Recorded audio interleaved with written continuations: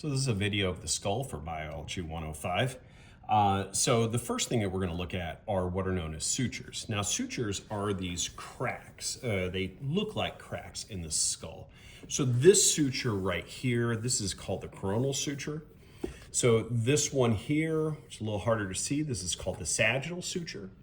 If I turn it to the side, we can see this one on the side, that is the squamosal suture. The one in the back here, this is called the lambdoid suture, also known as the lambdoidal suture. Now, if we move back to the front, the forehead bone right here is the frontal bone. And if I come back up here, you can see these two bones here. These two bones are the parietal bones.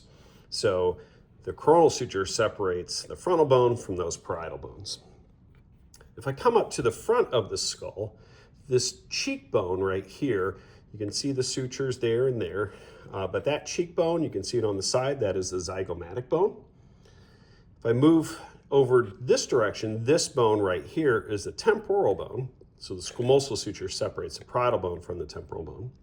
A couple of structures we want you to know on the temporal bone.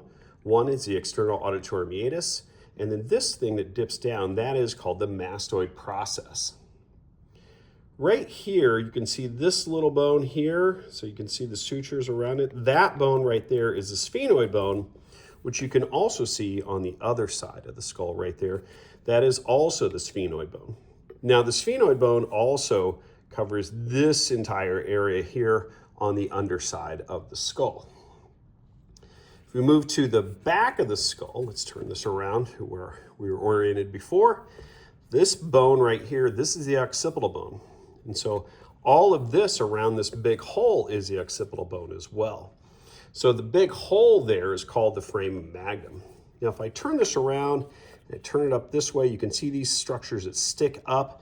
Those are called the occipital condyles. If I turn it this way, my fingers are on those condyles right there.